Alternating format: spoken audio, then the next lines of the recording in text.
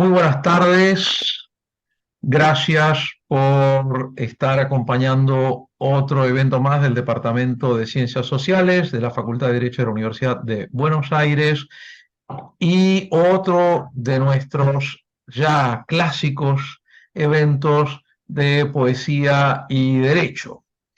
Estos eventos se deben fundamentalmente a Guido Leonardo Croxatto, un brillante jurista que desde hace mucho tiempo viene destacando la importancia de vincular lo jurídico con lo poético desde diferentes puntos de vista. A él se ha sumado siempre nuestro querido y brillante amigo Julián Axatz, otro jurista brillante, poeta brillante, y yo les tengo que agradecer muchísimo a estos dos queridos amigos, a Guido y a Julián, porque ahí lo veo a Julián y le voy a hacer coanfitrión para que pueda tener ahí acceso a todo. También si se puso de nombre Galaxy A10S, hay que ser mago para saber que Galaxy A10S es Julián Axat, pero bueno, bienvenido Juliancito, ¿cómo estás? Hola Entonces, Ricardo. ¿cómo estás? Yo la verdad que les quiero agradecer mucho a ustedes dos, a Guido y a Julián, porque a través de ustedes y de las recomendaciones que ustedes han ido haciendo sobre personas para homenajear en estos eventos, yo he ido conociendo a poetas, hombres y mujeres poetas, que la verdad es que en algunos casos los conocía muy poco y en otros casos directamente no los conocía, como es el caso de Matilde Alba Swan. No los conocía directamente y me he encontrado a veces, como es el caso hoy, con figuras extraordinarias, que esas figuras que uno dice, yo por lo menos, ¿cómo puede ser que no lo conociera? ¿Cómo puede ser que yo no supiera de Matilde Alba Swan? Empecé a leer, empecé a enterarme de una señora que es el fruto de un matrimonio de como somos varias y varios, incluso aquí en este caso, tanto la vicedirectora del Departamento de Ciencias Sociales, la profesora Andrea Gastrón, que ahora nos va a hablar, como el suscripto, el director del departamento, ambos tenemos antepasados que también vinieron escapándose del antisemitismo ruso y se instalaron en Argentina. Bueno, esto ya de entrada me vinculó con Matilde Alba Swan, pues digamos, orígenes semejantes, pero después me encuentro con una mujer, primero, una de las primeras abogadas graduadas en la Universidad de La Plata, segundo, una mujer comprometida con la defensa de los derechos humanos, particularmente comprometida con la defensa de la juventud, con la defensa de los niños, de los adolescentes. Una cosa notable porque en una época donde uno escucha insistentemente cantinelas como la de que hay que reducir la edad de la imputabilidad, como que hay que ser más duro con los jóvenes, etcétera, etcétera, como que todos los problemas en Argentina se resuelven y en todo el mundo, por otra parte, aumentando las penas y penalizando más delitos y poniendo prisión para todo el mundo, y si se pudiera pena de muerte sería genial. En la mitad de todo eso, uno ve una figura como esta hace bastante tiempo, ella había nacido en 1912, si no me equivoco, y realmente uno dice, caramba, pero aparte de todo, esta señora hacía poesía. Uno dice, bueno, ¿qué poesía haría? ¿Qué poesía haría? Estaba dedicada al ejercicio de la profesión, estaba dedicada a defender la vida de personas, estaba dedicada a defender la libertad de jovencitos y de niños que caían en manos de la policía y demás. ¿Qué poesía haría? No, no se pueden imaginar quienes no conozcan la poesía que escribía esta señora, porque realmente yo me quedé extasiado en particular con dos poemas, me quedé extasiado completamente como docente, me quedé extasiado completamente con un poema de ella que hace referencia a su hijo, o a un hijo o hija, eh, para cuando cuando sea más grande y sepa más, ¿no? Y me pareció que estaba plasmado ahí lo que nosotros pensamos de nuestras estudiantes y nuestros estudiantes en la facultad. Dice, y cuando tú seas así como te quiero, como la miel de bueno, como el dolor profundo, como el acero recio, con todo lo que sepas y todo lo que sientas, podrás cambiar el mundo. Tú verás, hijo mío, por qué no alcanza el trigo para todas las mesas y no hay calor bastante y hasta el aire escasea. Esto es espectacular porque está dicho en una poesía, lo que la mayoría de nosotras docentes sentimos cuando vemos a nuestros estudiantes. Algún día podrás ayudar a resolver el problema del hambre en el mundo, porque al fin y al cabo, ¿para qué diablos tenemos facultades de derecho si no es porque el mundo en el que vivimos es una mierda y hay que cambiarlo y hay que hacerlo mejor? Las facultades de Derecho no son para aprender leyes de memoria, para aprenderse el Código Civil, artículos, como me acuerdo que nos pedían a nosotros en la facultad. A ver, diga el artículo tanto del Código Civil, dígalo de memoria, diga el artículo de la Constitución. No, las facultades de Derecho tienen que ser para que pensemos un mundo distinto. Y esto te lo está diciendo Matilde Alba Swan en estos extraordinarios versos, extraordinarios versos.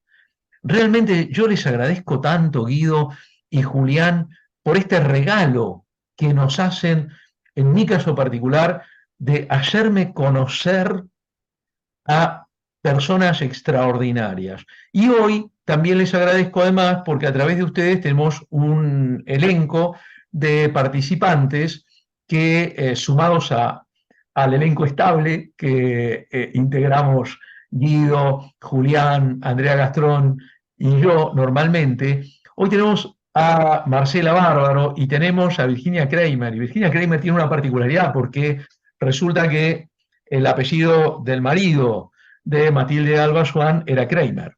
Y por eso Virginia resulta que es la nieta de Matilde Alba Swan. O sea que, aparte de todo, tenemos el honor de tener a la nieta, ni más ni menos, de esta figura extraordinaria.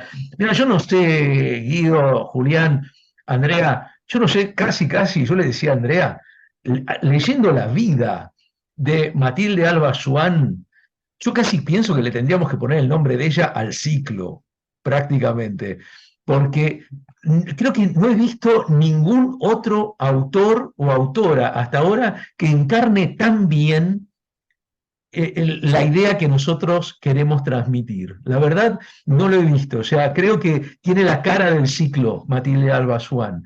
Y la otra cosa que quiero destacar, y con esto termino y le paso la palabra a Andrea, la otra cosa que quiero destacar, porque hay que decirlo, en elogio de ustedes dos, de Guido y de Julián, es la extraordinaria apertura mental que tienen para la elección de la gente que homenajeamos. Porque, por supuesto que todas y todos tenemos nuestras ideas políticas, nuestras ideas filosóficas, nuestras posiciones, pero a lo largo de todos estos eventos, ustedes han traído a personas de muy diferente cuño político, de muy diferente orientación filosófica, religiosa, etcétera. De manera que me parece que es algo muy loable por parte de ustedes, porque realmente eso también condice con la actitud de apertura que tiene este departamento y que quiere tener siempre este departamento, y esta apertura a la diversidad del pensamiento y a considerar que el pensamiento diverso enriquece. Y realmente esto lo hemos visto a lo largo de estos encuentros. Yo nunca he encontrado a un autor o una autora que yo ya me imaginara cómo iba a pensar. No, generalmente es una sorpresa, ¿no?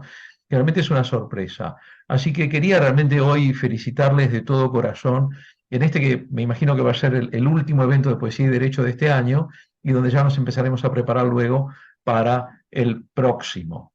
Le paso entonces la palabra a la querida vicedirectora del Departamento de Ciencias Sociales, la profesora doctora Andrea Laura Gastrón. Adelante, Andrea.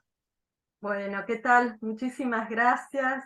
Ante todo, bueno, disculparme porque no me voy a poder quedar hasta el final como me gustaría. De hecho, no, casi que no venía, pero bueno, la verdad es que a mí me pasó algo muy parecido a lo de Ricardo.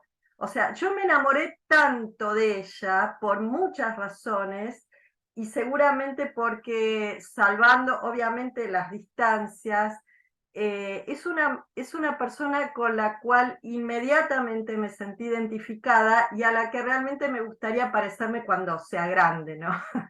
Es decir, a ver, ella reúne cuando uno lee su historia de vida, ¿no es cierto? Y la historia de vida justamente es una técnica que viene de las ciencias sociales, entonces nos ayuda muchísimo a pensar en la obra. Sé que la obra de un autor o de un artista es una cosa y su vida es otra, pero en este caso las dos van como por carriles que casi que se tocan, ¿no? Una cosa que hablábamos antes de la apertura al público es este rescate que uno puede hacer a partir de la vida, de las lecturas de la vida de Matilde, es esto del pensamiento crítico judaico, ¿no? Que me parece sumamente interesante, el compromiso, digamos, con una vida mejor, con una sociedad mejor y con un mundo mejor, ¿no? Porque en el caso de ella, esta lucha por los derechos de los más vulnerables, de los niños, de las niñas, esto me parece, de los derechos humanos, de los derechos fundamentales, esto me parece fantástico, ¿no? Y un feminismo casi solapado, ¿no? Casi desde lo pequeño, porque a mí esto me encantó, esto de la sensibilidad y de las poesías. Yo me enamoré de otra poesía en realidad, además de la historia de su vida, que se llama Hoy estuve con un hijo bajo el brazo, ¿no? Y es una mujer que está ahí cosiendo, no voy a leer digamos, la poesía completa, la pueden encontrar en internet, es bellísima esa poesía, porque además Matilde tuvo 5 hijos, o sea, además de abogada, además de una excelente poetisa, además de, bueno, esposa, madre, defensora de los derechos humanos, una de las primeras mujeres abogadas de la Universidad Nacional de La Plata, ¿no? En una época, en los años 30, donde no era tan fácil. Recién ahí se estaban empezando a abrir las universidades argentinas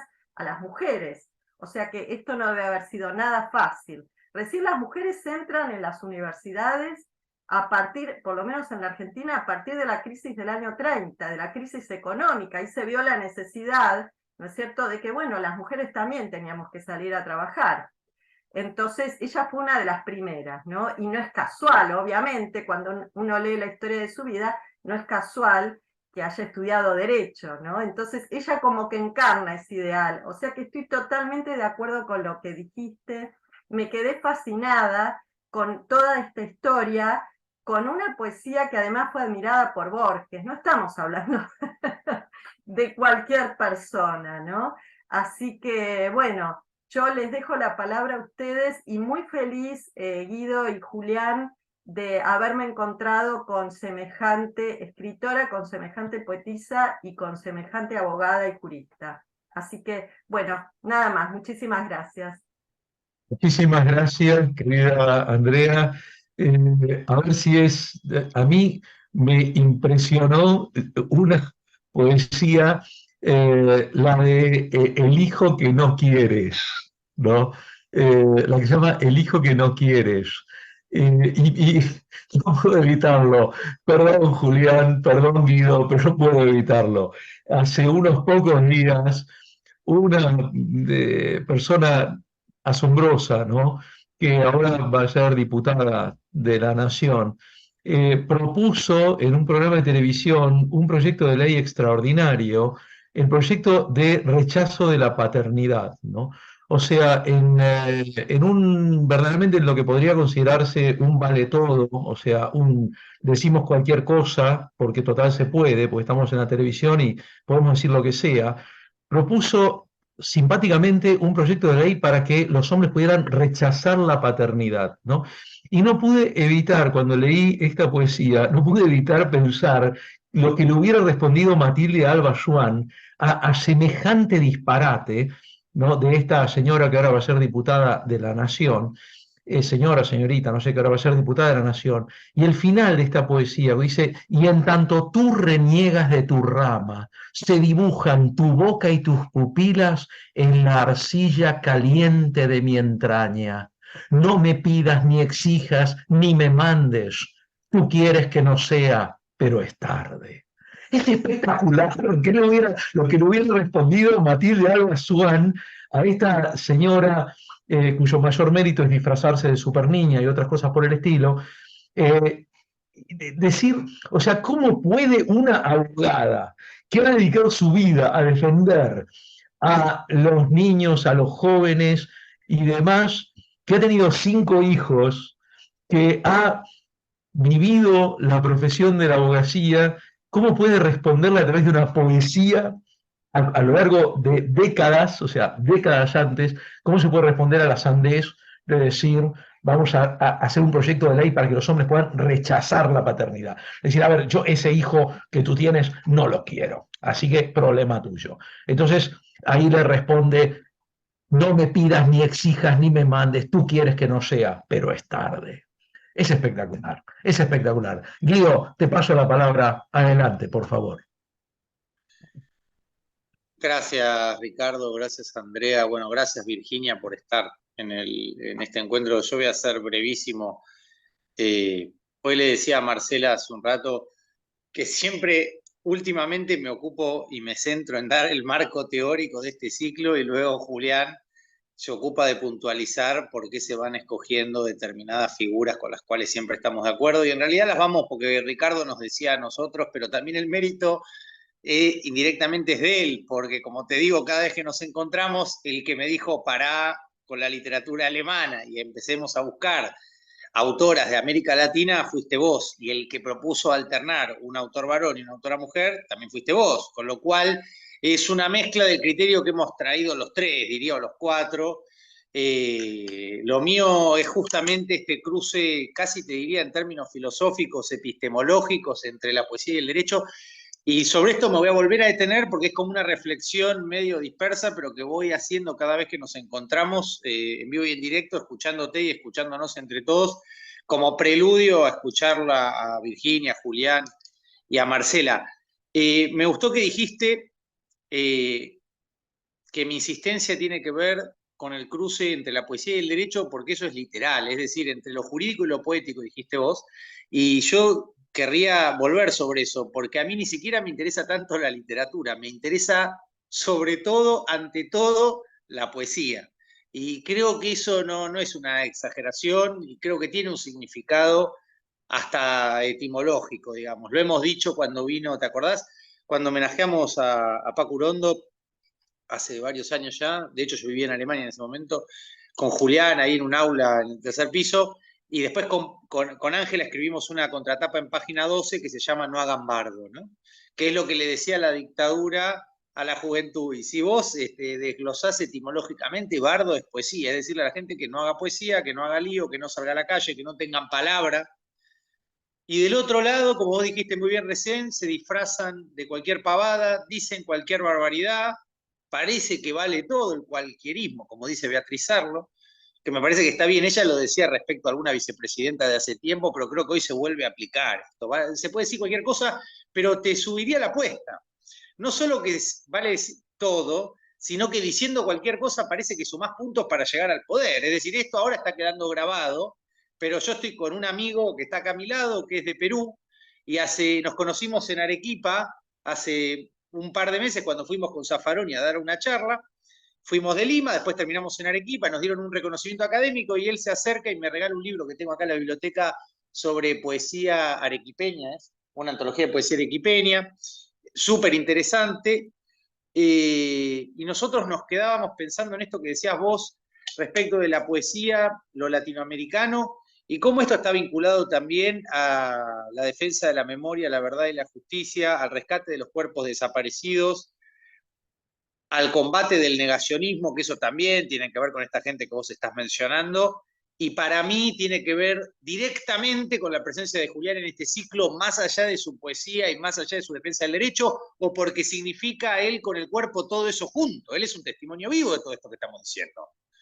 Entonces yo creo que así como la presencia de Virginia tiene un significado, la de Julián tiene un significado, el mío es tratar de pensar conceptualmente todas estas vinculaciones, porque creo que son más importantes de lo que pensamos a veces para el derecho. Tal vez, ¿te acordás que en alguna charla dijimos que nosotros le pusimos poesía y derecho como si fueran dos cosas diferentes que se pueden pensar juntas?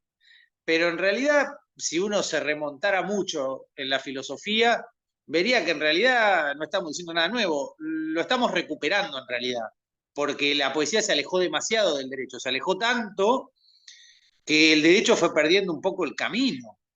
Y ahí es donde las discusiones del negacionismo, la reivindicación del terrorismo de Estado, nos hacen volver para atrás y nos hacen estar en una situación que para mí es una broma, digamos. Me resulta impensable que Argentina pueda retroceder en una de las pocas cosas que se hicieron bien y de manera sostenida, diría últimamente, que es la política de memoria, verdad y justicia y los juicios de lesa humanidad.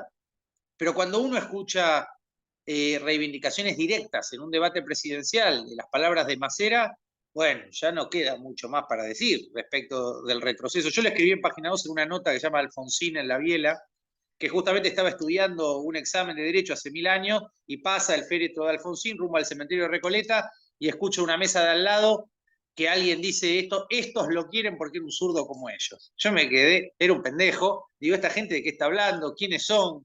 ¿Por qué tanto odio con Alfonsín? ¿Qué les pasa? Bueno, un delirio. Tal vez todo esto nos permita sacar algo positivo o no, yo espero que sí, pero evidentemente tenemos todavía que construir una sociedad más democrática, ¿no? Pero en serio, no para decir pavadas y disfrazarnos en los medios de comunicación, sino para que los debates de la prensa no sean una cloaca de agresiones, descalificaciones y violencia, y retroceso, en definitiva, que es lo que estamos viviendo. Me gustaría, la ventaja que tenemos ahora es que estas charlas se graban, eso me parece que está bueno, porque ya las vamos, de hecho con mi compañero Mijail, la idea es empezar a ordenar todas estas charlas que damos, y con Julián y con vos escribir, pero voy a cerrar con esto y ya les doy la palabra a ustedes. Muchas veces yo me dedico con Mijail a discutir la importancia de la poesía incluso como algo, o sea, lo tendría que profundizar, como algo diferente y casi contradictorio con la literatura, con la novela sobre todo, en el siglo XIX, XVIII, XIX, XX, con la formación del Estado. Esta es una discusión que se dio en la teoría literaria, que la discutieron Adorno, Lukács, discutían, ¿no? La época del realismo, cuál es el sentido de la literatura, tenemos mucho tiempo libre, estamos acá para entretener a la gente o para ser bardo. ¿Cuál es la función del arte? ¿Es autónoma, no es autónoma? Todas estas discusiones para mí hacen, digamos, al marco conceptual de este ciclo, y por eso, Ricardo, es fundamental que esto se dé en la Facultad de Derecho y no en la Facultad de Filosofía y Letras. Esto también me parece importante. Me parece súper importante que Julián esté acá, y me parece súper importante que vos hayas incorporado lo latinoamericano, y me parece súper importante que no sea en la Facultad de Arte o de Filosofía, sino en la Facultad de Derecho, porque el derecho está perdiendo muchas veces el rumbo. Los abogados hablamos cada vez más como empresarios, como contadores, y hablamos cada vez menos de justicia, porque el derecho, como escribimos con Julián hace un montón de tiempo, se está quedando sin la vena poética, y la vena poética es la que te hace salir a la calle y decir, paremos acá, esto es injusto, no lo podemos tolerar. Se va como desdibujando, vaciando de contenido el derecho, y eso es un problema, es un desafío, porque no sé, yo hoy veo páginas de verdad, con esto termino, que me sorprendan. Abogado inversor, o esta empresa de abogados que le hace un juicio a la Argentina en Estados Unidos, industria financiero legal. ¿Me querés decir estos abogados que defienden? Porque la justicia no la defienden, son como banqueros que defienden honorarios. Son una industria financiero legal que tiene 200 abogados para hacerle juicio a los países pobres, litigar contra el Estado y llevarse el dinero de nuestros países. Entonces necesitamos del otro lado abogados poetas que defiendan la justicia y que de alguna manera defiendan a su gente, su territorio, sus recursos. Y ahí tenés razón vos en recuperar la poesía latinoamericana, porque ¿quién, si no los poetas de América Latina, le van a dar voz a esos lugares, esas historias, a esas trayectorias? Por eso me interesa filosóficamente el romanticismo, con todas las problemáticas que tiene como movimiento literario en Alemania, ¿no? De lo cual también hemos hablado en este ciclo. porque vos hablabas muy bien, y yo comparto con la importancia del pensamiento judío, y a mí me interesa también mucho la Carta del Humanismo de Heidegger, y estamos hablando de un pensador hiperproblemático, y sin embargo lo que dice de la poesía es muy importante. Por eso es tan problemático este autor. Y lo hemos dicho muchas veces, ¿no? Steiner dice en ese libro, Lecciones de los Maestros, que el encuentro entre Heidegger y Celan en Selva Negra es uno de los hitos del pensamiento del siglo XX. Y si vos desglosás ese encuentro, lo que te queda es un filósofo cómplice, rector de la Universidad de Friburgo, que cuando lo va a ver el poeta de verdad, el poeta de carne y hueso, hasta su casa en Selva Negra, y bueno, el filósofo se queda callado, el maestro de Alemania, como dice Safranki, enmudece. Y el poeta se quita la vida, se suicida. O sea que si esa es la gran conclusión del encuentro más importante de la historia del pensamiento, estamos en el horno nosotros como continuadores. Tenés al mayor filósofo del siglo XX, que fue cómplice y rector de una universidad durante el nazismo, y se queda en silencio cuando lo va a ver Paul Celan, y tenés a uno de los poetas más importantes, mi poeta preferido, que es Paul Celan, que además es el único con el cual vos hiciste la excepción, y hablamos de un poeta alemán en el ciclo de Poesía y Derecho, y este poeta que a mí me gusta tanto, que perdió a sus padres en un campo de exterminio nazi, se suicida. Tenemos una secuencia muy difícil, ¿no? ¿Cómo sale el derecho de ahí? ¿Cómo sale la filosofía de ahí? Y Adorno diría cómo demonios sale la poesía de ahí. Dijo una cosa, después dijo otra, se puede o no se puede hacer poesía después, qué poesía se puede hacer, la poesía de Celan, pero a mí me parece que todavía estas cosas, estas preguntas no están del todo respuestas, digamos, tenemos que encontrar una respuesta diferente o nueva desde el derecho, desde la Facultad de Derecho, por eso me parece que este ciclo cada vez lo defiendo más, en realidad siempre lo defendimos plenamente, y por eso me parece importante que tenga continuidad. Quiero ver dónde vamos a estar en 6 meses. Me parece encantador que hagamos esto en este momento de la Argentina. Te vamos a ir a tocar la puerta, Ricardo, pero para vivir adentro del departamento. Tal vez nos refugiamos en esos dos ambientes que tenés de la Facultad de Derecho. Pero bueno, me parece importante porque la memoria es algo que está vivo.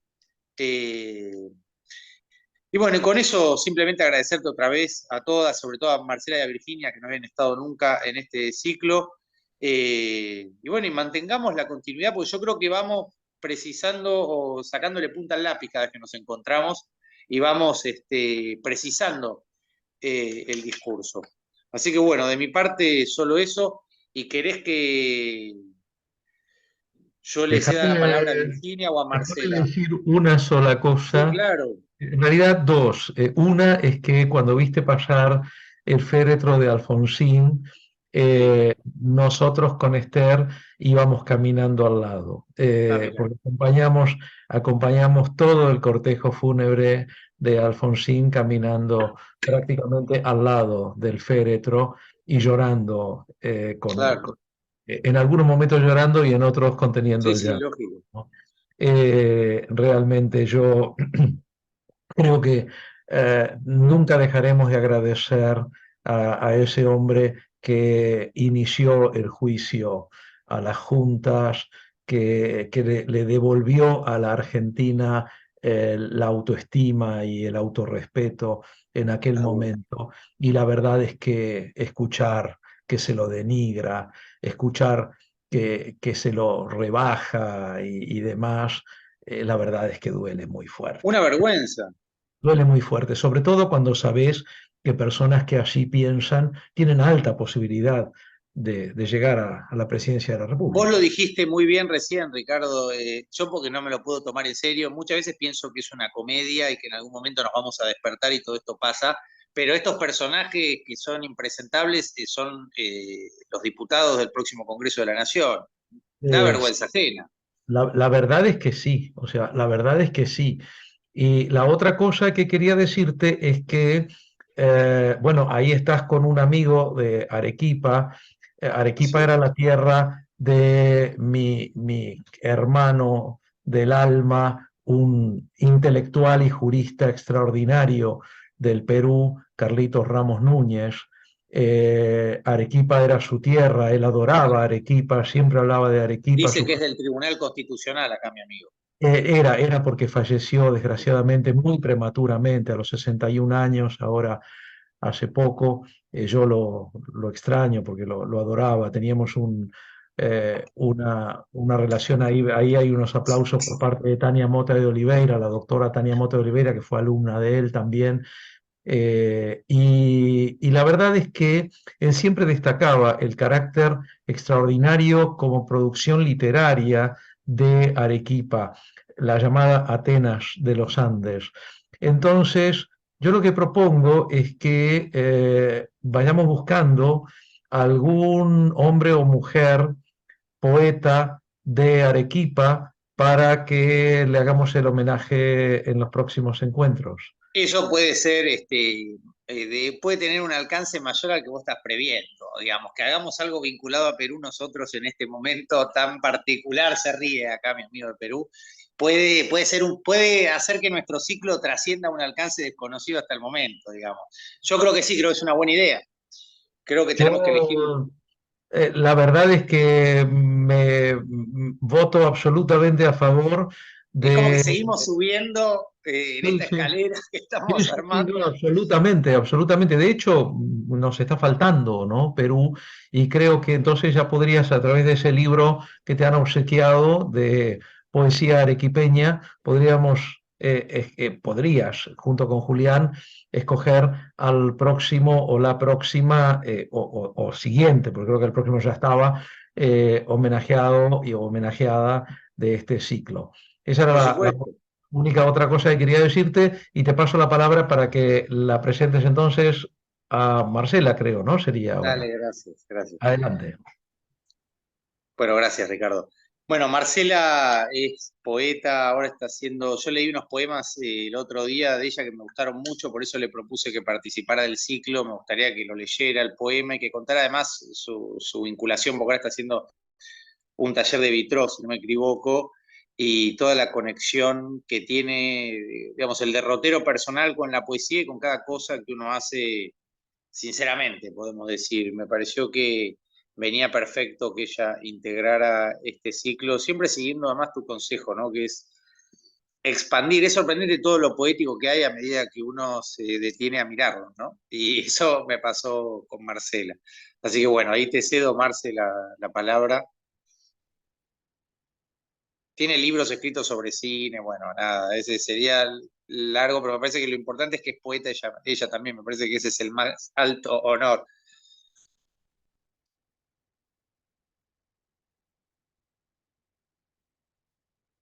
¿Estás, Marce? Tenés puesto el micrófono, pero no te estamos escuchando. ¿Alguna cosa en los settings del Zoom?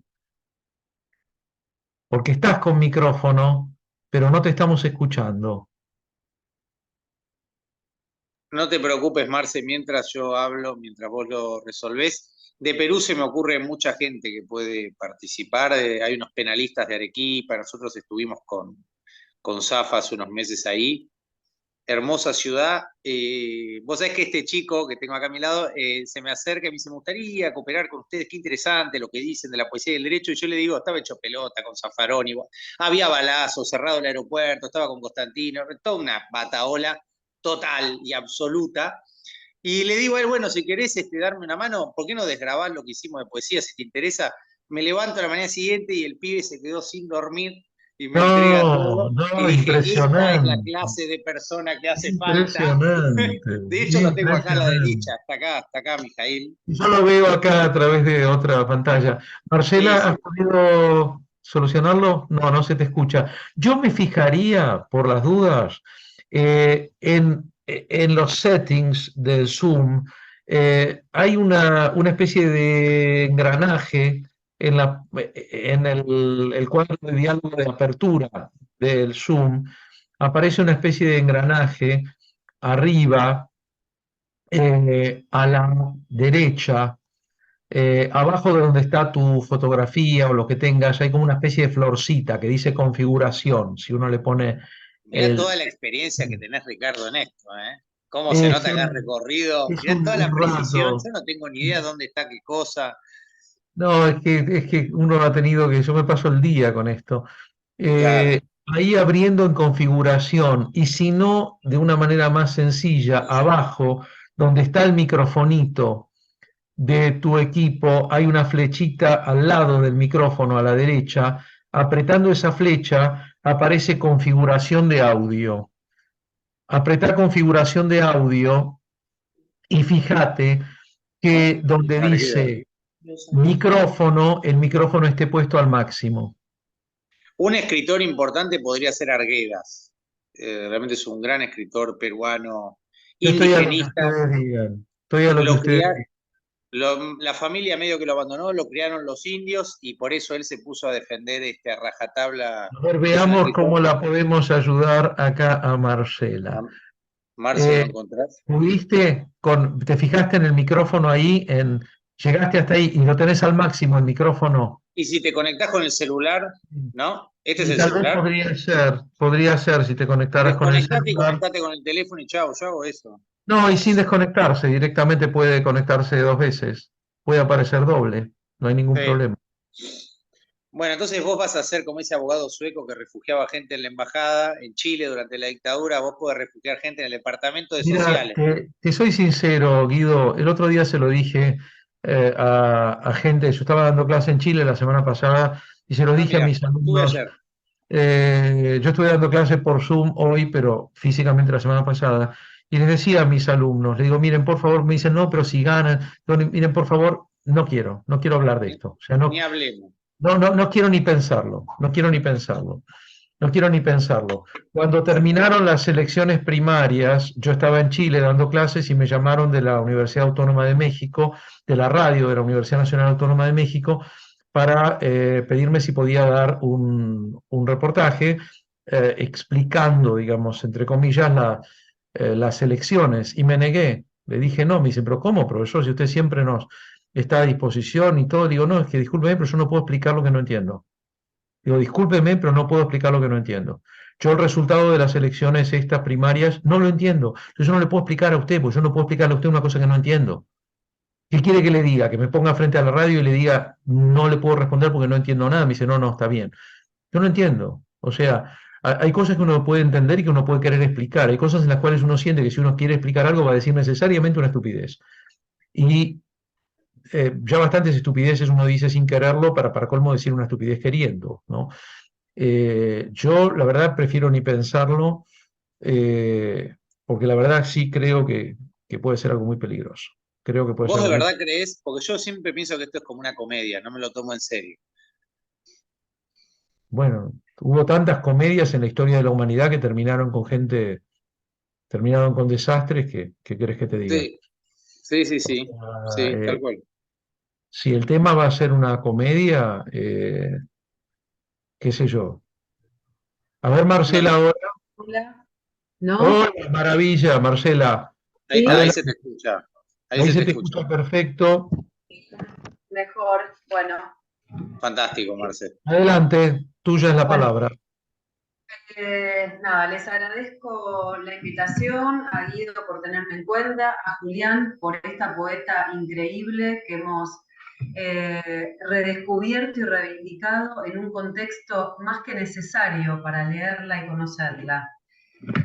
Eh, Cuando la leía, antes de empezar, me acordé de una frase del libro El cuaderno de Beto de John Berger, porque sintetiza un poco la orientación de su obra y también me da el pie para empezar a hablar del tema. La frase decía así: quienes escribimos no solo escribimos a fin de hacer algo visible para los demás, sino también para acompañar algo invisible hacia su destino insondable. Ese acompañamiento cercano, comprometido y humanista hacia el destino de ese otro invisibilizado por su condición de clase, de género o de estado mental, es lo que orientó el rumbo y el accionar de Matilde Swan a lo largo de su vida. Donde además mostró una coherencia tremenda entre su obra literaria y el ejercicio del derecho. Entonces creo que la fusión entre ambas disciplinas dejó un legado artístico y digno de reivindicar en un contexto como hoy. Siento que su mirada la vuelve testigo y reflejo de un tiempo que no le fue ajeno, al contrario, la interpelaron las injusticias y la violación de los derechos humanos sobre los más desprotegidos. Por eso, entre los temas, siempre está presente las marcas de la pobreza en la infancia, los jóvenes criminalizados, la vulnerabilidad de las mujeres humildes, los maltratos sobre los internos psiquiátricos y el abandono. Sus poemas expresan de forma coloquial y metafórica, digamos, un realismo descarnado y conmovedor, como demostró en algunos poemas que si tal vez los leyeron, algunos de ellos son Pobreza a los 10 años, Inmolados, o Camino a merecer tu nombre. Creo que en todos ellos hay algo en común, que es responder a la urgencia de lo que se debe denunciar, sobre lo que debemos reaccionar y responsabilizarnos como sociedad. Y en ese último aspecto, otro de sus poemas, Yo no tengo la culpa, también es una reflexión sobre el rol que ejercemos cada uno de nosotros. Por otra parte, si en el texto de John Berger la reivindicación del arte le sirvió para orientar la mirada y cuestionar con los ojos la realidad del mundo, en Mathilde Swann podemos aplicar algo similar en función del derecho. Digo ustedes que están vinculados al derecho, no yo. Digo, ¿no le sirvió a ella? ¿El derecho no fue un medio para volverse la voz denunciante de quienes no tenían voz a través de la poesía? Esa es una pregunta que nos podemos hacer, digamos, con respecto a ella y a cómo fusionó ambas disciplinas. Yo creo que en su poesía está presente la sensibilidad, las imágenes, los aromas y este afán de justicia social que se combinan maravillosamente. También, a lo largo de sus escritos, creo que se combina constantemente una tensión entre el mirar y el decir. Porque dejar de mirar al otro es también dejar de sentir, dejar de decir y dejar de hacer. Y esto es justamente lo que ella denunciaba y lo que condena al mismo tiempo.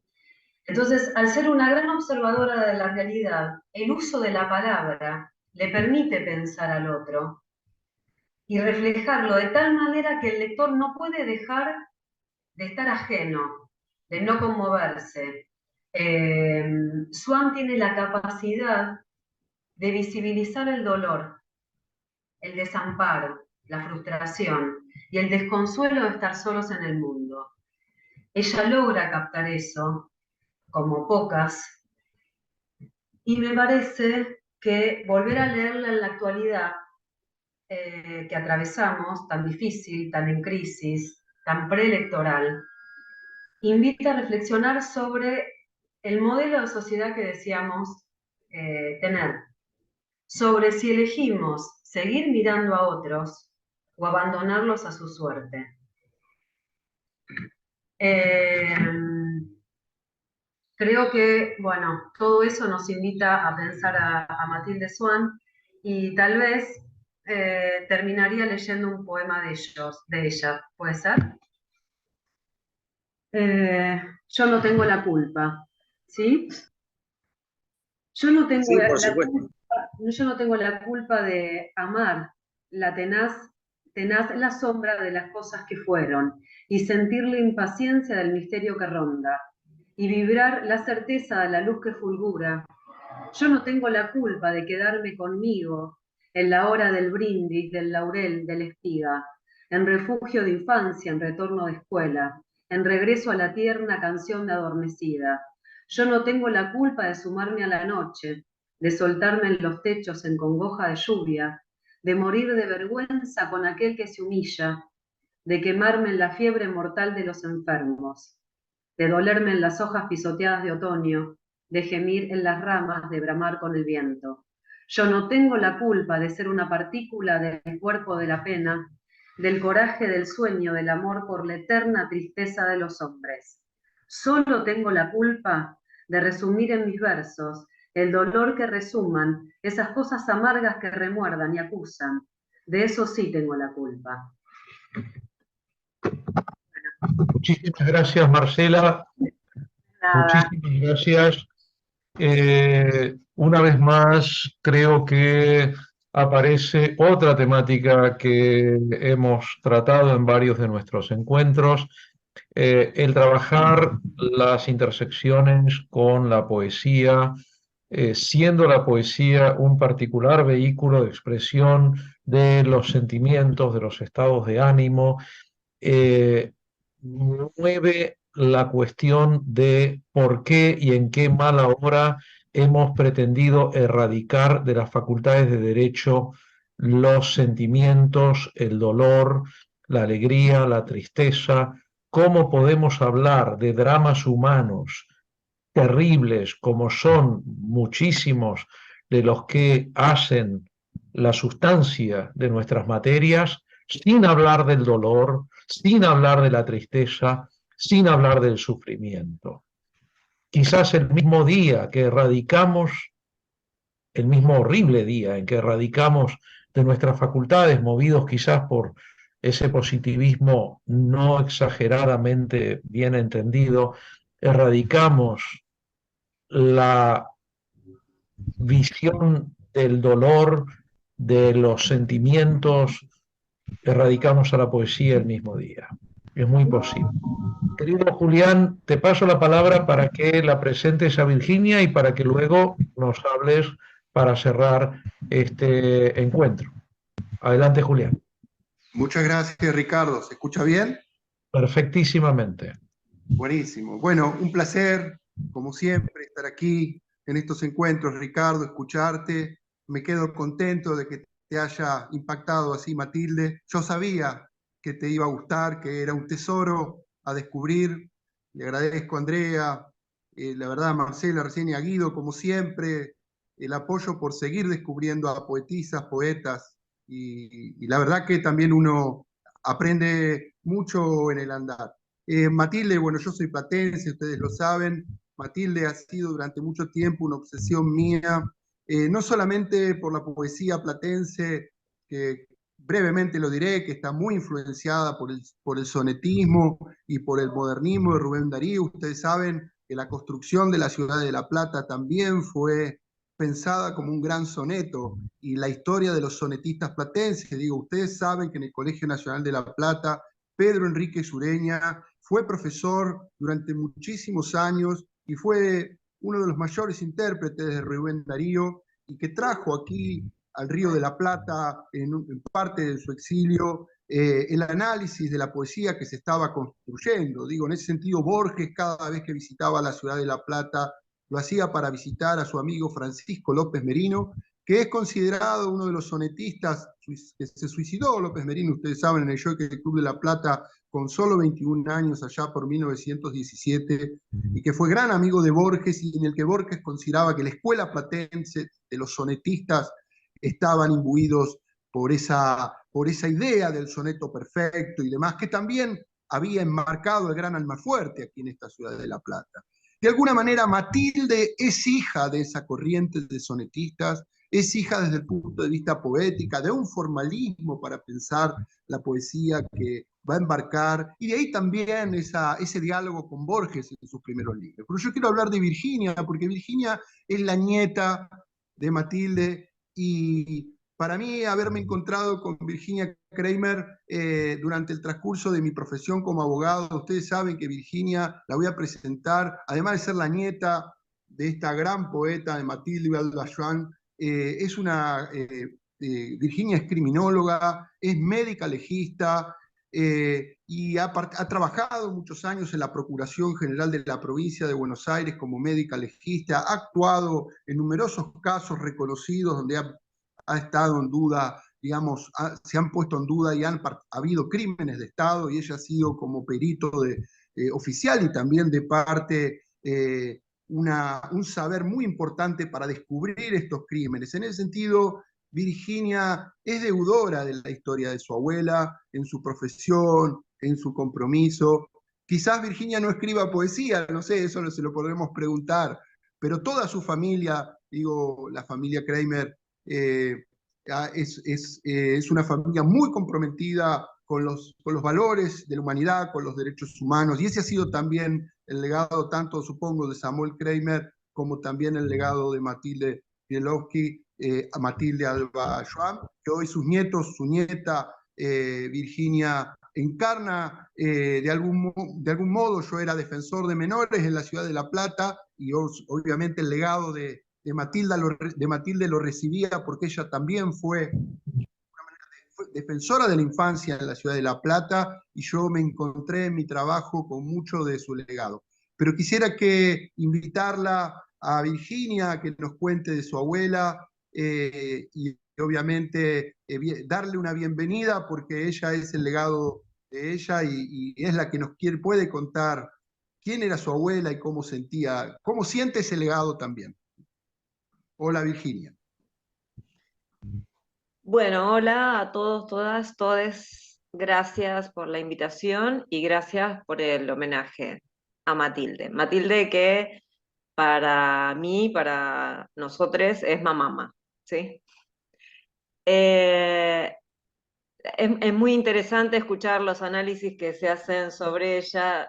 Yo escuchaba los análisis y los comparaba con la mejor intención con las características personales, ¿no? de Matilde. Y a mí me gustaría, en relación primero a la pregunta que hace Juli, a quien le vuelvo a agradecer porque es un promotor de Mamama que creo que ni ella misma, que ella era una gran autopromotora, ha logrado. Quiero responderle la primera pregunta, quiero respetar los tiempos también de los que habló Ricardo. La familia Kramer, a partir de Matilde, se constituyó de Matilde y hacia arriba, se constituyó en un profundo matriarcado, donde las mujeres no solo nos tenemos que hacer cargo de la familia, sino que también, yo también he escuchado cómo remarcaba esto Marcela, ¿sí? Nos hacemos cargo de la familia, nos hacemos cargo del trabajo, nos hacemos cargo de les hijes propios, nos hacemos cargo de les hijes de otros. Y una forma de alguna manera, de hacer catarsis es justamente dentro de ese legado, es la escritura. Yo creo que no hay una Kramer, y miren que hay muchas, no hay una Kramer que no tenga, así como tengo yo en la mesita de luz, un cuaderno y una lapicera, porque cuando las madrugadas son febriles, porque los resultados de las luchas impensadas son dolorosos, nos levantamos y escribimos. Creo no, sé qué es lo que hacía Matilde, y si se me permite muy brevemente, a mí me gustaría describirla con 3 poesías cortas. ¿Sí? Puedo leerlas porque tiene mucho significado en el orden también, ¿no? En el orden, y para sumarlo brevemente también, respetando los tiempos, a lo que son las anécdotas. Marcela creo que fue la que remarcó la poesía de Pobreza a los 10 años. Ustedes saben que cuando somos 13 primes, cuando éramos muy chiques, vivíamos en conjunto, éramos una banda, siempre alrededor de la casa de Matilde. Y Matilde tenía en un folleto, mamá tenía en un folleto esta poesía por separado de sus libros. Entonces, un día no tuvimos la mejor idea que decir, no, vamos a tratar de que mamá sea famosa, dentro de una inocencia pavorosa de la edad, ¿no? Entonces, juntamos plata entre todes, les nietes, y compramos caramelos y repartíamos la poesía de Pobreza a los 10 años por las calles de La Plata con un caramelo para que la gente lo leyera, para que leyera lo que nuestra abuela estaba escribiendo, ¿no? Una inocencia amorosa. Inocencia de la cual habla también Matilde en muchas de sus poesías, porque es algo que remarcaba y respetaba. Pero yo quiero, para hablar justamente de ella, volver a Pobreza, a esta poesía, a Pobreza a los 10 años. Pobreza a los 10 años dice, no se puede hablar de Matilde sin leer su poesía. Dice, toda mi angustia tuvo la forma de un zapato. de un zapatito roto, opaco, desclavado. El patio de la escuela, apenas 3er grado. Qué largo fue el recreo, el más largo del año. Yo sentía vergüenza de mostrar mi pobreza. Hubiera preferido tener rotas las piernas y entero mi calzado. Y allí, contra una puerta, recostada mirando, me invadía el cansancio de ver cómo corrían los otros por el patio. Zapatos con cordones, zapatos con tirillas, todos zapatos sanos. Me sentía en pecado, vencida y diminuta, mi corazón sangrando. Si supieran los hombres cuánto a los 10 años puede sufrir un niño por no tener zapatos, qué anticipo de angustia todavía perdura doliéndome el pasado, el patio de la escuela y aquel recreo largo. Mi piececito trémulo, miedoso, acurrucado, mi infancia entristecida, mi mundo derrumbado, un pájaro sin alas, tendido al pie de un árbol. La pobreza no tiene perdón a los 10 años. Crecer con una abuela que escribe algo así, qué decirles, es todo un honor, pero no es fácil, porque no hacía falta que el mandato se pusiera en palabras, ni en castigos, ni en rigideces. El mandato se olía, se sentía, se escuchaba, se transpiraba.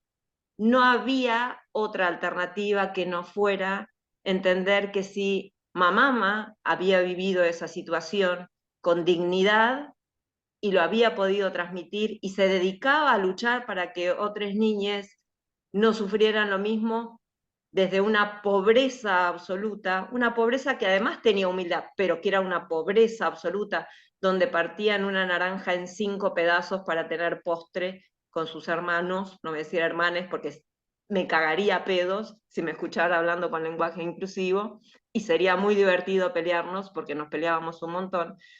Pero en esa situación de pobreza, lo que remarcó, nunca se quejó, lo que remarcó siempre fue la dignidad. A través de Pobreza a los 10 años, Matilde nos enseñó que había que ser digno. Hoy también creo que Marcela remarcaba en otras de sus poesías, son un montón, esto del legado, de la entrega. Y esto también formó parte del mandato y del deber ser, del super yo que se transmitía en las miradas, en las pocas caricias, en los pocos te quiero, porque no había espacio para eso. Había espacio para luchar y para dar respuesta y para cubrir las necesidades de otros. Y quizás no había espacio, y entendíamos por qué no había espacio para los te quiero, para los abrazos y para las caricias, porque se daban de otra manera. Nos enseñó Matilde que dar amor puede ser transmitido, el amor se puede transmitir de muchísimas formas, a través de su poesía, pero particularmente, diría yo hoy, mirando hacia el pasado, a través de lo que es la performatividad de la palabra de Matilde. Matilde convertía sus palabras en hechos, no se quedaba solo en la palabra.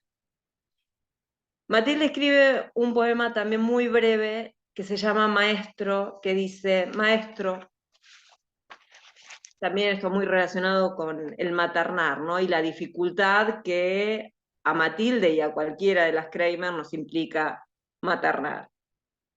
Maestro, hoy te mando mi niño más pequeño, hoy te mando mi corazón al banco, te lo entrego, en la poesía de sus primeros pasos, en la cautela de sus primeros miedos.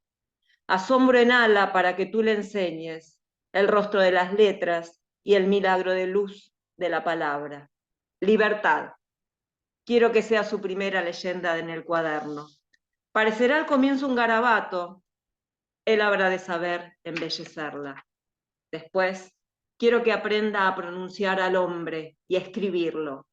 Hombre y libertad, hondura y vuelo, la dimensión cabal de la existencia. Tierra nueva y corazón de surco, tú sembrarás en él el trazo recio y la sonora voz para el futuro. te lo envío, maestro, a tu miel y a tu luz, un hombre nuevo, raíz de ciencia, su destino abre en ti, muéstrale un mundo de verdad y comprensión, maestro.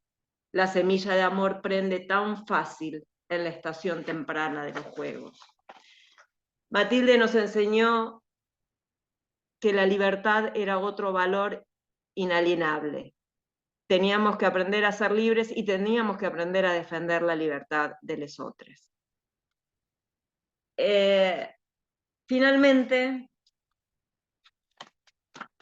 que esto lo charlamos muchas veces con Juli, dentro de lo que era Mamama, que además tenía un humor espectacular, ácido, totalmente fuera de época,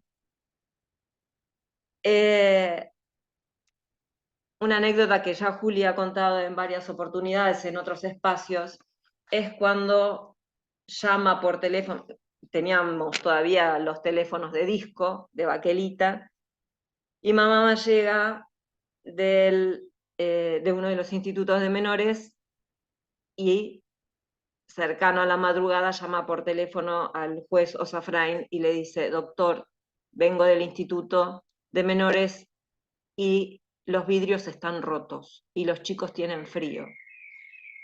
Y entonces después le dijo: pero doctora Kramer, mire la hora que es, no me puede llamar por eso, pero lo llamo ahora porque los chicos tienen frío. Bueno, doctora, pase mañana por el despacho y lo charlamos. En todo caso, si usted quiere interponer algún tipo de amparo, lo interpone. No, doctor, tienen frío ahora. Bueno, doctora, pero ya le expliqué, ¿qué quiere que haga? Estamos hablando por teléfono, no puedo hacer nada. Bueno, entonces le voy a interponer un recurso de amparo telefónico. Estamos hablando de los 50. O sea, para nosotros estaba totalmente pirada haciendo estas cosas, pero amábamos que las hiciera. Amábamos que las hiciera.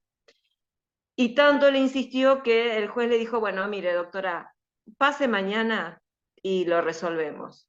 Bueno, está bien, le dijo. Que duerma bien, doctor. Entonces del otro lado el juez le dijo: sí, doctora, usted también, que duerma bien. No, no, doctor, que duerma bien, porque usted va a dormir calentito, los chicos no. Y cortaron. 10 minutos después el juez la estaba llamando por teléfono para decirle que estaba yendo al instituto de menores. Entonces, esto de la dignidad, esto de la justicia, esto de la libertad, es algo que se respiraba a diario en nuestra familia. Y mucho, mucho, mucho humor para una mujer que no solo se dedicó, que es por ahí la parte más conocida, a proteger las infancias de una forma aguerrida. Disfrutábamos también nosotros como niñes ver el terror que le tenían a nuestra abuela todos los funcionarios de turno, y cómo ella también lo disfrutaba, porque era un personaje muy particular y lo disfrutaba de una manera con un feminismo que ella misma reconocía como feminismo. Ella se reconocía feminista en los 50.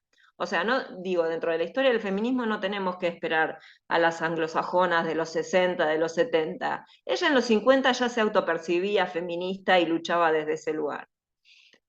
Hay una cuestión que a mí me interesaría remarcar. No solo protegía a las infancias, ustedes saben que también protegía a los locos, así lo llamaba, pero hay una particularidad que por ahí no trasciende o no ha trascendido tanto, y es el hecho de su preocupación por las mujeres locas y por proteger la sexualidad de las mujeres locas.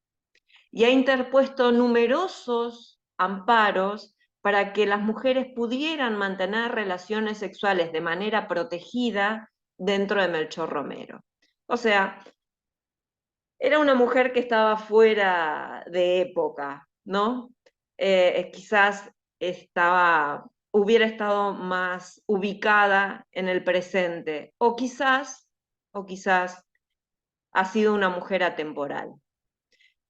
Lo que sí queda claro es que el derecho, la poesía, la dignidad, la libertad, la justicia eran un todo, no eran partes dentro de su vida. Finalmente les voy a contar una anécdota graciosa, hoy graciosa, en ese momento no fue graciosa para ella. No solo Borges la visitaba y la estimaba, sino que Sábato también la visitaba y la estimaba. Y recuerdo que, claro, nos hacían parte. Y como Ricardo me preguntaba si yo la conocí, yo estaba pegada a mi abuela permanentemente y me divertía mucho y me peleaba, como les dije antes, me peleaba muchísimo. Creo que yo tenía 7 u 8 años cuando Sábato vino a la casa de mi abuela y bueno, claramente era un gran evento y estábamos en su escritorio junto con mi madre, que mi madre no escapó al mandato y fue la primer subsecretaria del Patronato del Menor dentro del Poder Judicial de la provincia de Buenos Aires. Estábamos con Sábato y yo, no sé, acá quienes son más mayores recordarán que estaban los tacos, tipo calendario, donde se escribía. Estaban hablando con Sábato y claro, me hicieron parte porque la nena, que desde los 7 años escribía poesía, tenía que estar ahí también. Y yo la verdad estaba re podrida, estaba re aburrida, no me interesaba para nada lo que estaban hablando, buenísimo que fuera Sábato, pero para mí no era ningún programa. Entonces me puse a escribir en el taco. Y en un momento Sábato dijo, ¿y vos, nena, escribís? Sí, dije yo, escribo. ¿Y qué estuviste escribiendo hasta ahora? Y yo me quedé muda. Entonces Sábato dio vuelta el taco y leyó una parte de lo que había escrito, lamentablemente, en la que decía, y acá me trajeron a escuchar otra vez a un señor que escribe, la verdad es que hubiera preferido que trajeran a Palito Ortega. No le gustó mucho a Sábato.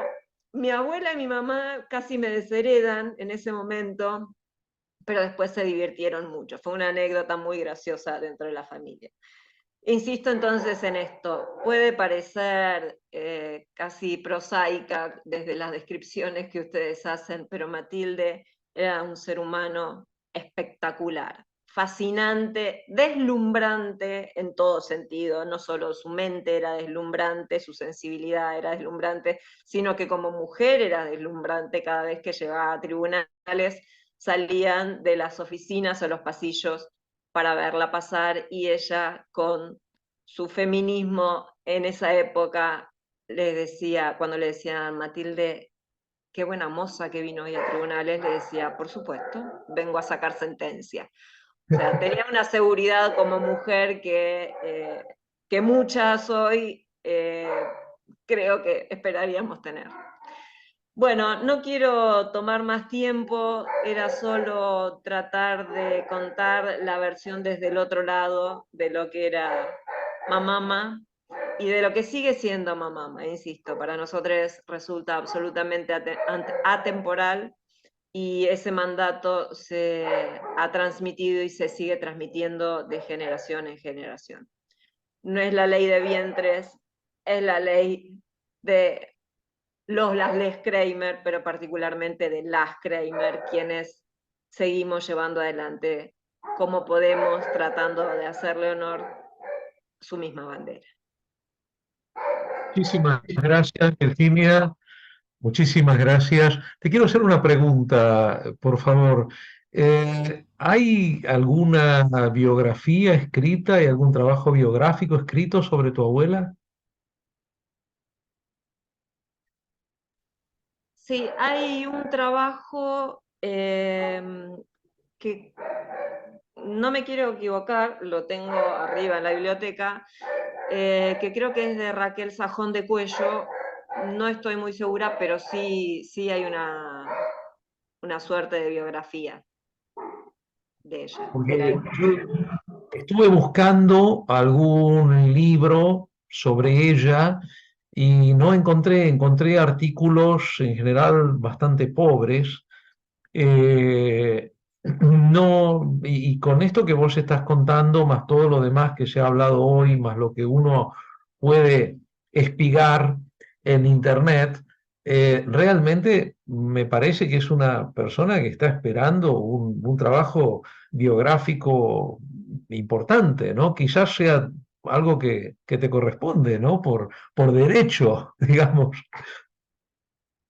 No sé. No, no, la verdad es que yo paso. Yo paso bastante con tener la vara tan alta. A Juli, que la haga Juli. Bastante con tener la vara tan alta, con respecto a la escritura, es un limitante para varios de nosotros, porque habiendo sido propuesta para ser Premio Nobel de Literatura, bueno, después de eso, escribir en esta familia es muy difícil. Pero ahora cuando Juli empieza a hablar, si me perdona, subo la escalera, bajo el libro y te digo exactamente quién hizo esa. Excelente, excelente. Julián, bueno, muchísimas gracias, Virginia. La verdad que un privilegio contar contigo, realmente. Y Julián, aparte de agradecerte por la presencia de Virginia y pasarte ahora la palabra para que hagas la exposición de cierre de nuestro encuentro. Te lanzo una propuesta para que la pienses, y eventualmente o sea, no, eventualmente no, seguro, la coordines junto con Virginia. La propuesta de que hagamos un libro conjunto con quienes se animen con artículos sobre tomando distintos aspectos de la vida y de la producción literaria de Matilde Alba Swan, y hagamos un libro conjunto, si Virginia y la familia están de acuerdo, hagamos un libro conjunto bajo la dirección conjunta de Virginia y tuya, un libro conjunto con artículos de quien quiera, y hemos de publicarlo, si no tenemos otra editorial dispuesta, lo publicamos a través de la Facultad de Derecho. Y si no, bueno, yo pienso que seguramente vamos a encontrar, si no, alguna editorial que va a querer publicarlo, porque se me ocurre que va a ser un libro que va a tener un interés. Así que bueno, te tiro esta propuesta de desafío y te paso la palabra para la exposición de cierre. Muchas gracias, Ricardo. Interesante. Una sola cosa, Juli, así te dejo hablar tranquilo. Acá está el libro, se llama El mundo poético de Matilde Alba Swan. Lo escribió, a ver, ahí. Sí, Raquel Sajón.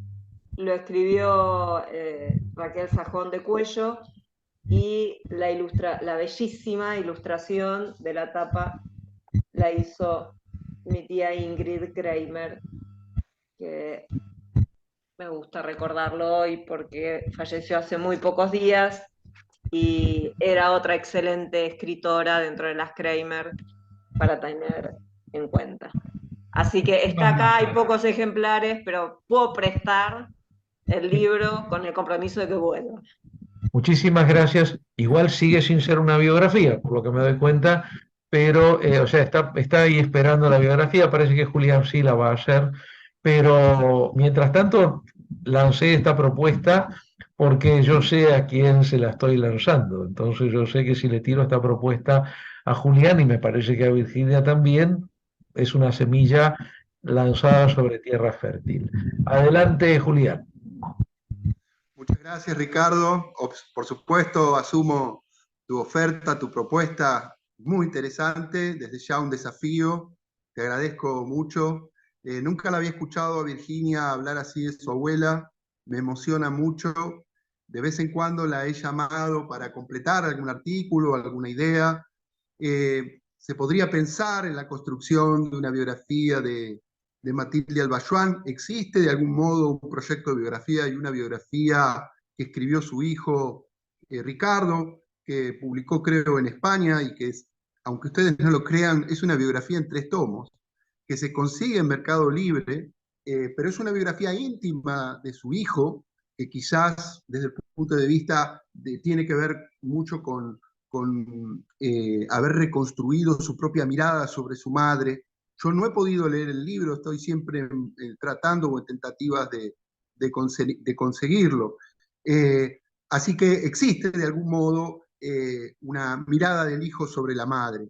Me parece que para construir una biografía, tomando algunas de las cuestiones que se dijeron acá, pero principalmente de lo que dijo Virginia, para construir una biografía de Matilde Alba Joan, habría que empezar a configurar ese inicio. Recordemos que Matilde nació allá por 1912 y murió en el año 2000. En ese sentido, tuvo 78 años e hizo de todo, ¿no? Fue poeta, pero en paralelo fue abogada, o fue abogada y también en paralelo fue poeta, y esos dos registros de algún modo, en algún momento confluyeron y en algún momento se separaron.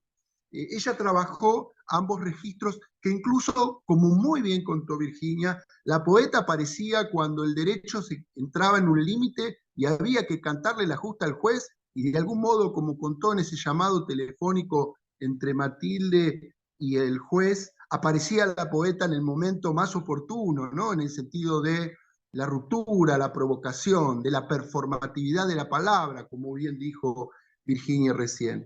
Matilde es hija de la cultura judía migrante, de la diáspora, ¿no? En ese sentido ella llega a Berisso, la capital de los inmigrantes, al Berisso de principio de siglo, de Frigorífico Swift, del Armour, del Río de la Plata, donde llegaban los barcos y donde llegaban familias de origen judío que eran perseguidas en los pogromos, sabemos, del zarismo, y que venían también con una biblioteca guardada dentro de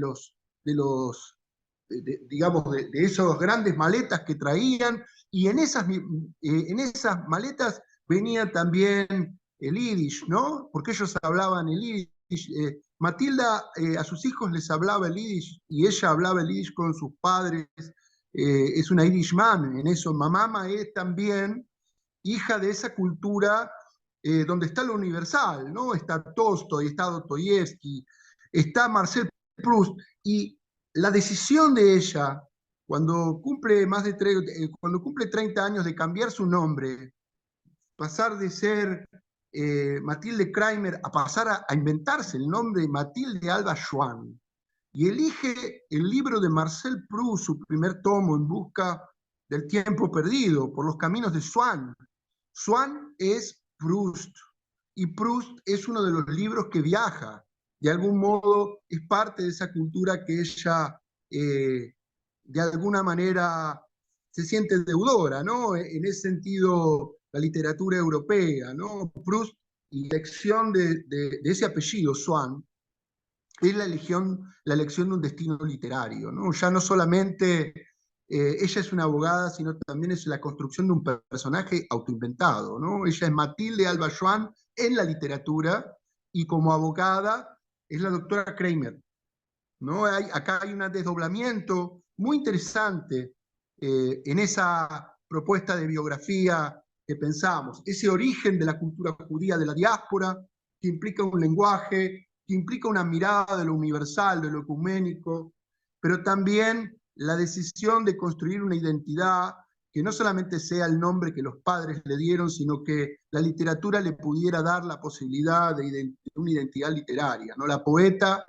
que decide empezar a escribir también con un nombre inventado, imaginado, un seudónimo o un heterónimo, al decir de Fernando Pessoa, una mujer que en un contexto donde el feminismo no existía, asume posiciones feministas, ¿no? Que en la cultura del patriarcado también se enfrenta desde una mirada del matriarcado, que construye, como decía Virginia recién, también una idea de lo matriarca, ¿no? Digo, en ese sentido, en Matilde Alba Joan está también el sentido de la disputa por la palabra de lo masculino, ¿no? Ella está discutiendo con los lenguajes masculinos, ¿no? Tanto en la justicia, en el ámbito del ágora judicial, ella también, su palabra resuena contra la palabra masculina, ¿no? En ese sentido es la construcción poética de una potencia. Diría que hay muchas anécdotas a la hora de construir esta biografía de Matilde, y esas anécdotas son espectaculares, ¿no? Porque tiene que ver con sus obsesiones con la minoridad. Recordemos que toda la temática del feminismo, de la mujer, de la lucha de las mujeres, estaba dentro de la órbita de la minoridad, ¿no? La minoridad abarcaba el problema de la mujer, los hijos, digamos, En la década del 40, 50 no existía la cuestión cultural del movimiento feminista, sino que la cuestión de la minoridad, yo pienso por supuesto en la figura de Eva Perón y del patronato, toda la temática de la mujer se enmarca en la cuestión de la filiación, ¿no? De la maternidad, del maternar, ¿no? El patronato de la infancia es un sistema cultural que incluye a la mujer en la manera de maternar, ¿no? Ahí hay una preocupación por las sensibilidades, la fragilidad de los niños, el problema de la niñez que debe ser protegida y la vulneración de los derechos de la niñez que implica la vulneración de los derechos de las madres de esos niños, ¿no? En ese sentido, los casos que uno va relevando que asumió Matilde en su defensa como abogada, ella nunca fue abogada del Poder Judicial, nunca decidió ser parte de la estructura de la justicia, sino ser una abogada independiente. Esto es muy importante, ella era abogada por la libre. Sin embargo, en la conformación del Colegio de Abogados de la provincia de Buenos Aires, sí fue directiva, se hizo cargo siempre de las comisiones de infancia del Colegio de Abogados de la provincia de Buenos Aires, fue siempre titular de las comisiones de infancia, de desarrollo social, de la mujer, se hizo cargo en la órbita de la colegiación de abogados de ser la representante de estos temas, ¿no? Y incidía desde afuera del Poder Judicial del Colegio de Abogados en el área de protección de infancia, y asumía las causas de manera gratuita, como si fuera una defensora oficial sin serlo. Esto es muy importante, porque cuando ella iba de visita a un instituto de menores y encontraba que los vidrios estaban rotos, no lo hacía porque era defensora pública, lo hacía porque era abogada del Colegio de Abogados o era una abogada que tenía intereses filantrópicos, tuitivos, y pensaba de una manera la protección y iba por la libre, tanto a Melchor Romero, como en el caso del Colegio de Abogados de la Plata, como el caso de los institutos de menores o las cárceles de adultos, ¿no? Esto me parece también muy importante señalarlo, ¿no? Su rol también a la actividad privada, pero también le dedicaba una parte altruista, digamos, en ese sentido, hacía abogacía libre gratuita. Esto es muy importante, ¿no? Asumió casos de la defensa, también lo tengo registrado, de mujeres que han sido víctimas de violencia de género en la década de 60 y 70, se hizo cargo de un caso muy conocido en la provincia de Buenos Aires, donde una mujer víctima de violencia doméstica acuchilla a la pareja y la mata, y ella plantea el caso como un caso de emoción violenta, y el Tribunal de La Plata le hace lugar al planteo. Estamos hablando de la década del 60, ¿no? Digo, una abogada que plantea temas que se están discutiendo ahora desde el punto de vista del feminismo, desde el punto de vista de la violencia de género. Es decir, en la década del 60 discutía la cuestión de la emoción violenta, más allá de la calificación del momento, ¿no? Que ella aplica al caso concreto, el caso de Rememberta Nieves, la mujer, una mujer de origen boliviano de las afueras de la ciudad de La Plata que acuchilla a su pareja, que tenía niños y que habían quedado en un orfanato, y Matilde, preocupada por esos niños que ven a su madre presa porque había matado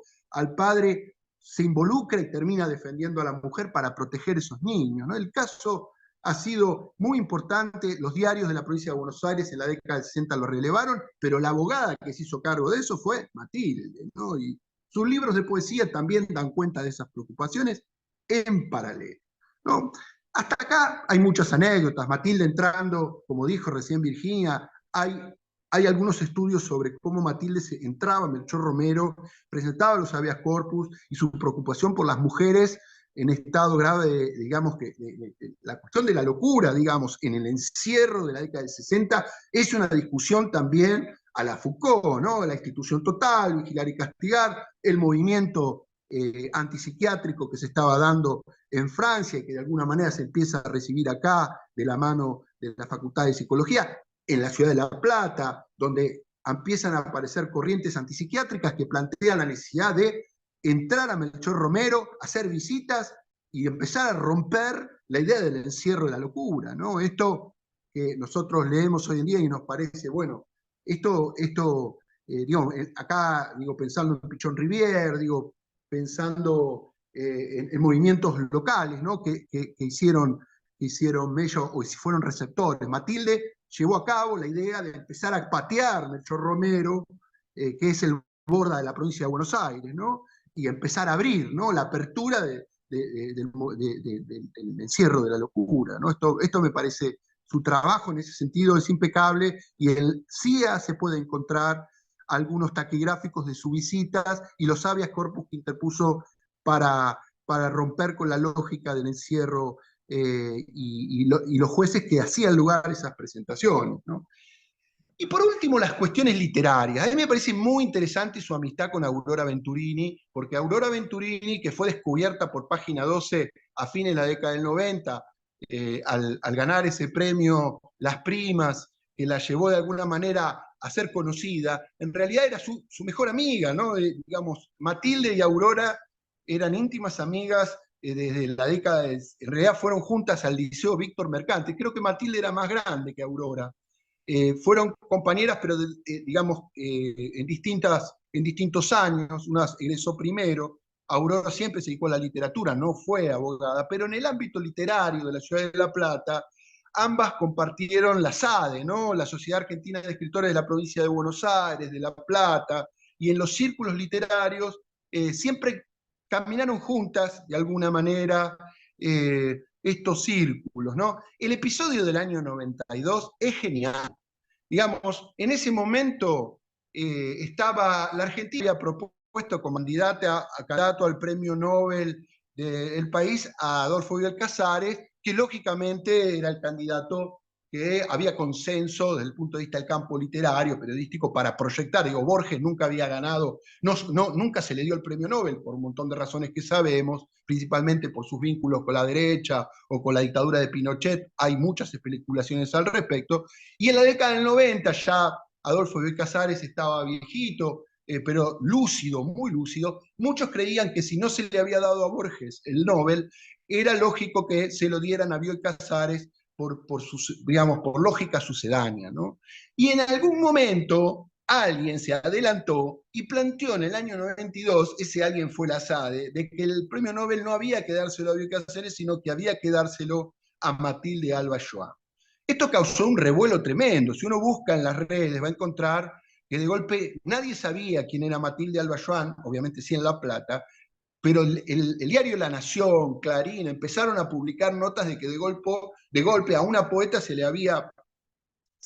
la SADE había propuesto que sea la candidata al Nobel, y no Adolfo Bioy Casares, ¿no? que fue el candidato puesto desde fines de la década del 80 hasta que falleció, ¿no? Sabemos que nadie discute, digamos, la calidad y obviamente el mérito que hubiera sido de que Adolfo Bioy Casares reciba el Nobel. Pero en el año 92, Aurora Venturini, que estaba a cargo de la SADE, se le ocurrió proponerla a Matilde, y esto causó revuelo, y ahí fue quizás el momento, si uno busca en las redes y demás, que da cuenta de que Matilde sí empezó a ser conocida o fue conocida por este hecho, y quizás algunos salieron a buscar sus libros, a ver quién era esta mujer que de golpe la Sociedad Argentina de Escritores la proponía al Nobel. Por supuesto que el Nobel en el año 92, no sé quién lo ganó, a quién le dio la Academia Sueca el premio, y después todos se olvidaron de Matilde, ¿no? En ese sentido. Pero bueno, me parece que también da cuenta o habla de nuestro campo literario. Aurora Venturini no era conocida y luego sí.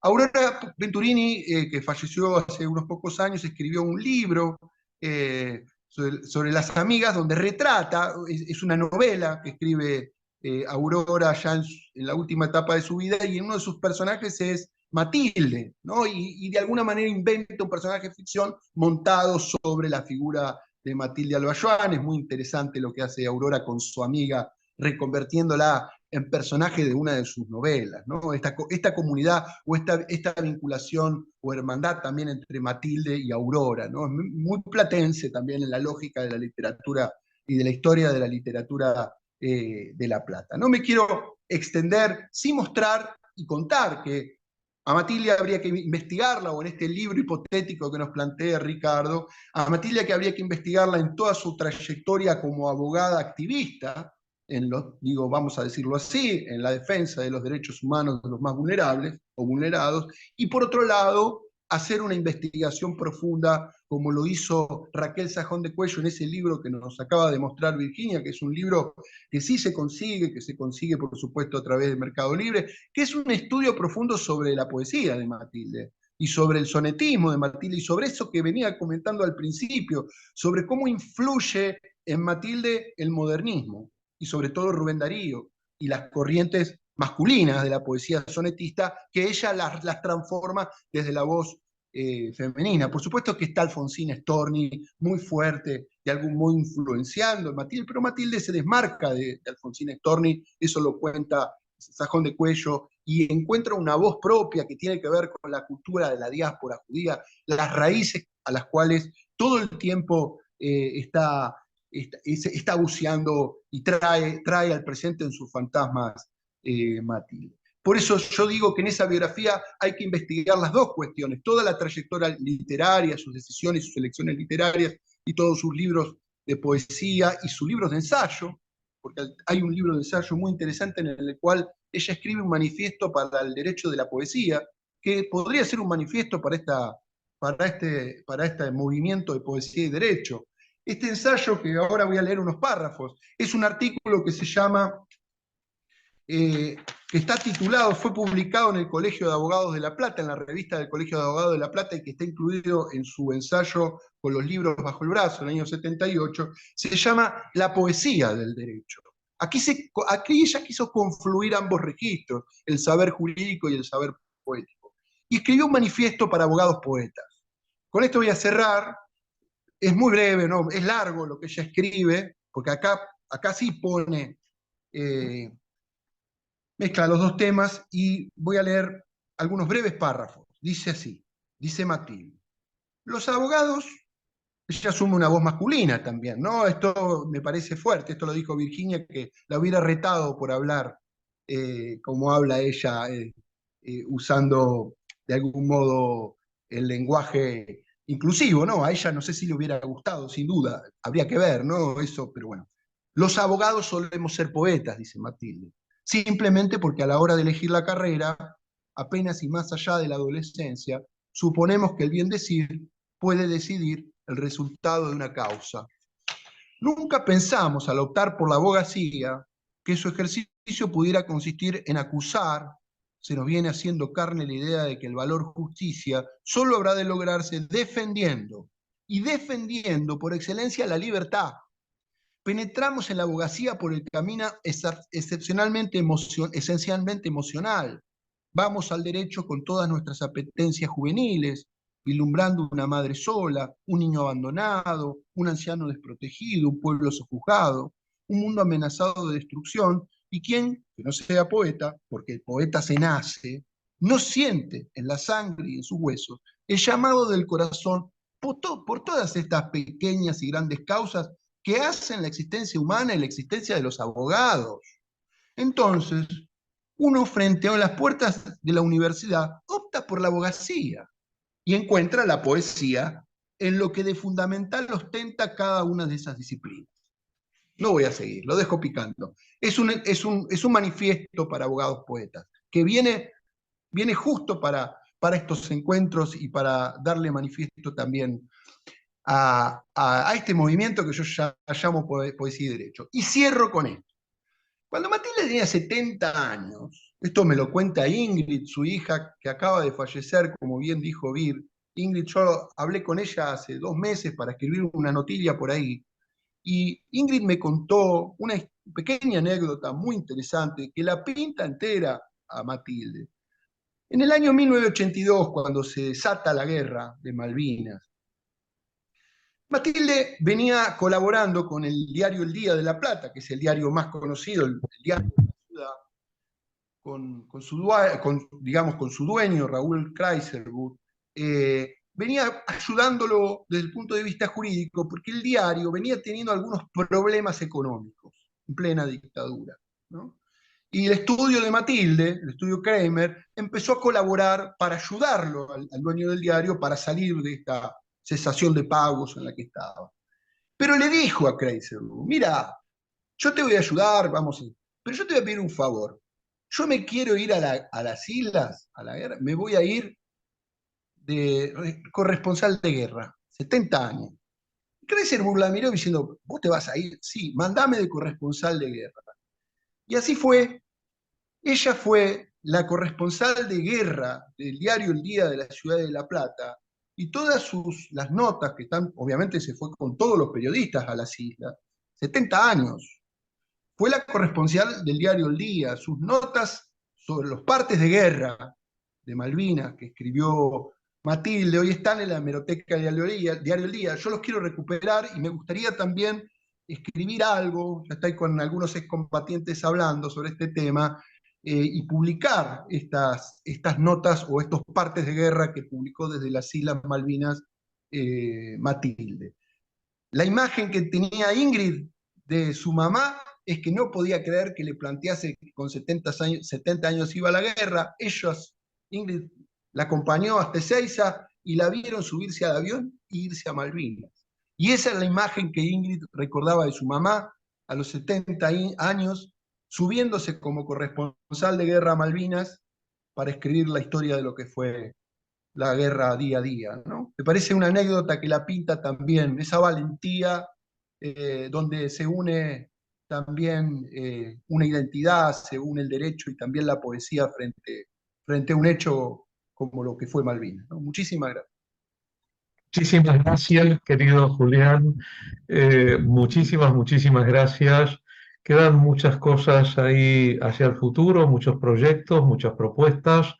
Creo que ha sido un encuentro notable, verdaderamente notable. Felicito una vez más a Guido y a Julián por la elección de la homenajeada. Agradezco enormemente por la presencia preciosa de Virginia y de Marcela en este evento, y ya habiéndonos pasado del horario que habíamos establecido, pero creo que si no fuera porque tenemos que terminar, nos quedaríamos hablando de Matilde Alba Swan.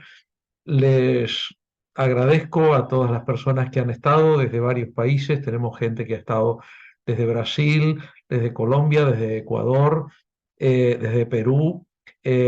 Muchos mensajes de felicitaciones que han llegado, aplausos y demás. Y realmente muchísimas gracias. Y hasta el próximo evento. Entonces, un abrazo muy grande.